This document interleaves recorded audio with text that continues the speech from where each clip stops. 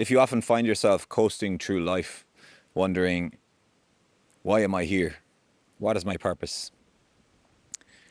Then this video will have no help whatsoever with regards to answering that.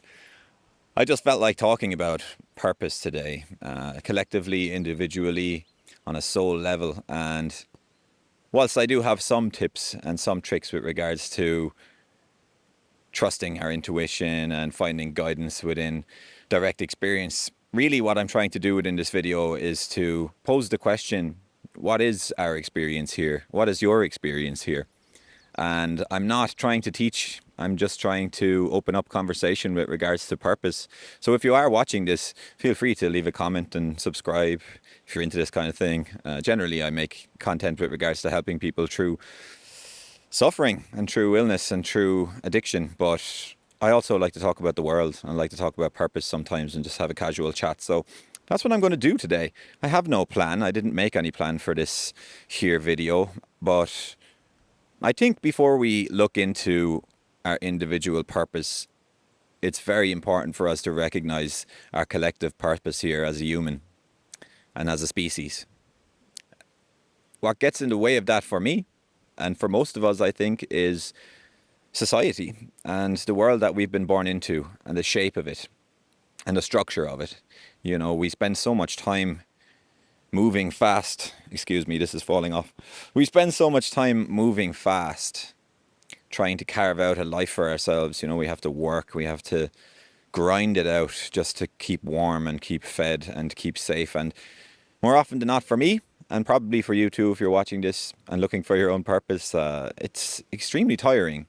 You know, after a long work week, there's not much energy left for self-exploration and for wondering why it is that we're here, because we like to spend our time off with pleasure and spending time with loved ones, etc. So it's a difficult experience. So I would say that if you are someone who is questioning what's your purpose here and why you are here, to try to live directly.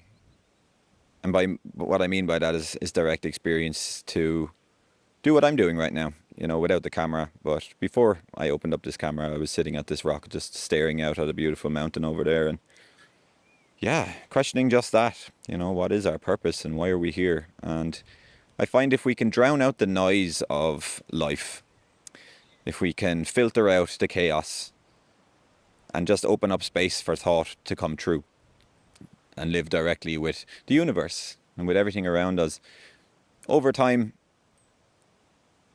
I find the feelings and the thoughts become clearer as to what I'm doing here and what we are doing here as a collective. And in my opinion, in terms of our collective goal as a species here, I like to break it down to mere basics and take away the veneer of society first, to just think, what is our goal here? Like on a primal level, our goal is literally to survive and to evolve. And that's what we've done since the dawn of our species. But things have gone a little bit skewed within the last 1,000 years or so, and maybe many times over during the period of human civilization. You know, now we have so many extra layers added on top of our experience here as humans that it's become skewed as to what we're actually doing here. But in my opinion, we're here as a collective species. We're here to serve one another. We're here to serve ourselves. We're here to serve the planet. We're here to serve the universe. And we're here to leave the world in a better place than it was when we first got here. But those basic principles seem to have become skewed because we are so meticulously conditioned by society to believe that we're against each other and we are within competition versus one another, and we have segregated beliefs. But in reality, I think if we break it down to the mere basics, what I've just said now makes total sense to me anyway. And if it does make sense to you too, please do let me know. On a personal level then, I'm not talking about a soul level yet, because not everybody is interested in that type of lingo. But on a personal level, when we look past the collective need to be a community, to help one another, to help ourselves, You know, finding our personal goals and motive for existing here is so difficult. Again, to bring it back to society, you know, we've been conditioned to believe that we need money. Well, we do need money because we're living in this, but we are conditioned to believe that. And so most of our goals are money driven, you know. I find when I speak to most people about their purpose and their goals, it's usually monetary based. They want to get so and so job or climb so and so ladder so they have enough money and they can get their house and they can get their car. And this materialistic life is not fulfilling. There's always something else that we need. And I've had the beautiful experience of lying on my deathbed before. I was about to go in for brain surgery and I was almost dead at that point anyway. And I can tell you this, while I lay there, my last thoughts, not one of them was anything materialistic. It was all family based, friend based, life based, you know, what I should have done and what I shouldn't have done. And that lesson is very valuable to me, and I hope me sharing it is very valuable to you too. Because when it does come to the end of our lives, we're not going to be thinking about our beautiful cars and our beautiful houses. We're going to be thinking about our loved ones and our memories cherished with them. And yeah, it's an interesting concept, you know, and it helps me to recognize what it is that I'm actually trying to do here. And so, you know, I think it's important for us to have those goals. Obviously, I still have monetary goals, but I think there is a hierarchy, and I think serving others and serving ourselves and spending time with loved ones and taking care of ourselves is much more important than burning ourselves to the ground trying to achieve something financial here or material. And on a soul level, so before I get into this, I'm going to give you another little story, because not everybody is interested in the soul talk. And if you are here and you're not interested, hopefully this might help. But I was an atheist for a very long time. When I was younger, I believed in nothing. And yeah, I didn't really have any connection to the universe or whatever you want to call that, you know. And I had a near-death experience, which I'm going to make a video about at some point along the way. I'm going to synopsize it very quickly, but I basically was a week away from having brain surgery, and the cerebrospinal fluid was not able to flow through my brain properly because of where my tumor lay, and I almost died, or did die, for a couple of seconds in between seizures in my dad's arms. And I had this beautiful epiphany. Very cliche, but I fainted into my dad's arms in seizure. And while that happened, I started to fly through lots of different tunnels, these geometric tunnels that you'll often hear people talk about during a near-death experience. That's what was happening to me. And at the end of each tunnel was an area of the earth. So I remember a tree, but I had many. But I remember the Sphinx, I remember the Colosseum, and I remember the Eiffel Tower, where I would just be hovering around them. And then about 30 or 40 different places after that, all different tunnels to all different directions, but I didn't have any recollection as to what these places were. And I didn't have any recollection as to what I was at that point. I had no concept of Evan. I had no concept of self. I had no memory of life. I was just in this beautiful dream state, flowing through these tunnels, finding all these beautiful places. And the last tunnel brought me back to my eyes, where my dad was shouting my name at me. And I won't go deeper into that because I will explain this in detail at some point. But I didn't understand what that experience was at that point. I just went on and thought, wow, that was interesting. And about a year and a half to 2 years after my brain surgery, I tried DMT, which is a potent psychedelic. And if you are ever going to use psychedelics, I would do so under the careful guidance of somebody who knows what they're doing.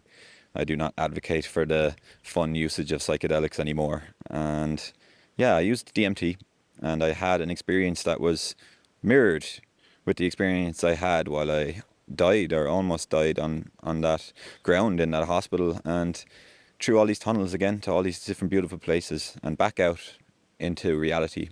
And at that moment I recognized, wow, perhaps my body was mass producing DMT, readying itself to transfer my soul into another realm. And that was the first time I had true faith that my soul is living within my body, but it is ethereal, it is infinite, and when it leaves, it's going to to truly leave this realm. And I think it was just giving me a taste of what that felt like without truly leaving, because it knew it was coming back. And yeah, if you did need some information with regards to you being a soul, I hope that helped. And yeah, so on a soul level, what are we here for, you know? I think that reincarnation is real. And I've had some past life regressions in various different ceremonies, and I won't get into those either, but I have faith that we are recycling back into bodies to experience, and we are doing this. We have the beautiful ability to experience life through the five senses, and I think that we are all segmented aspect of the universe living through our senses, and we are all one, and we are all a part of the same universe, and we're all experiencing for the universe. And I think my soul's reason for coming down here this time was to suffer in the physical. I feared death from a very young age, and I feared death all the way through until I went through this horrific, painful experience. But, you know, I often find myself, and this might sound funny, I often find myself thinking, God, I'm so happy that I had a brain tumor and I suffered for so long, because I get to come out the other side with all of these experiences and I feel so grounded within them, and I get to share them now, which is a beautiful thing. But yeah, my soul and why it was here, you know, why it still is here, I've only made sense of some of it, but it most certainly needed to go through something extremely difficult physically in order to connect itself back to the universe. And yeah, there's other things involved there, but those are my reasons for being here. I think on a physical level, I get to use my experience now to help people, and that's what I'm doing here on Symbiotic Vibration, and trying to develop a beautiful community of people that want to do the same. And if you are someone that feels the need to be a part of a beautiful community like that, please feel free to subscribe, because we're just getting started. And yeah, I guess to finish off this video, I would love to ask you if you know why you're here, or why we are here as a species. I'm so fascinated and interested, and then everybody's going to have their own experience. So I'm not giving my experience saying that this is the experience. This is my experience, and I like to share it. But I'd love to hear your experiences, and perhaps there's some commonalities between our experiences, or you have something to add, or some context, or would just like to share. So please feel free to comment if that is the case. And yeah, I hope this video was interesting and helpful with regards to purpose. I certainly enjoyed making it. It was quite casual, and yeah, I'm working long hours this week, so I don't have time to make another episode of A Survivor's Guide to Survival until next week. But I'm enjoying making these casual videos, so also let me know if you're enjoying them. And yeah, that's it. I'll see you on the next video.